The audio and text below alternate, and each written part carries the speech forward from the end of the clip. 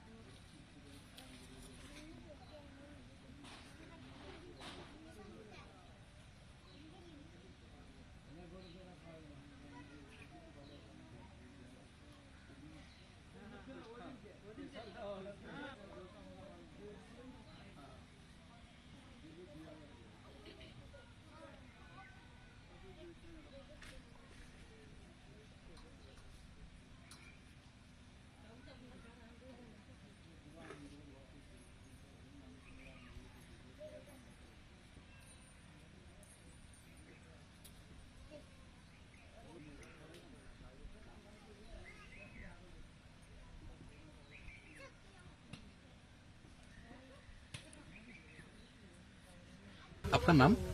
আমার নাম শাহাদত আলী শেখ। শাহাদত আলী শেখ। शाहदत अली शेख। हाँ। अच्छा, ये इस गांव का नाम क्या है? গাঁওটার নাম হল মোয়ামারি। मुआमरी। মোয়ামারি ये ग्वालपाड़ा डिस्ट्रिक्ट का है। গোয়ালপাড়া ডিস্ট্রিক্ট। अच्छा, ये बताइए कि आपके जीवन में क्या हुआ, मतलब कि आप लोगों का घर, खेती बाड़ी খেতি তো তো হয় না আমার। খেতিগুলা সব নদীত গেছে, খেতি এখন নাই।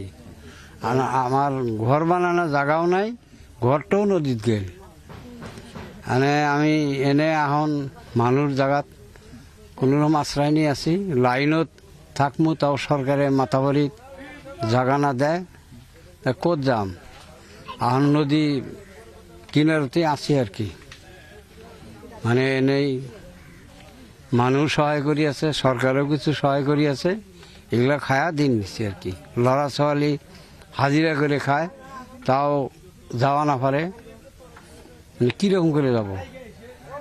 এনে ধরেন ভাঙ্গাচুরা এখন একটা জায়গা যে নিয়ে মাটি চায়া নেই, আর যেরকম করে নেই নিয়ে ঘর বানাইলে সে লড়া ছোৱালীগুলা বিদেশ যাবা পাব, তো যাওয়া না পাব। আপোনালোকৰ এই ঘৰটো আগত ক'ত আছিল?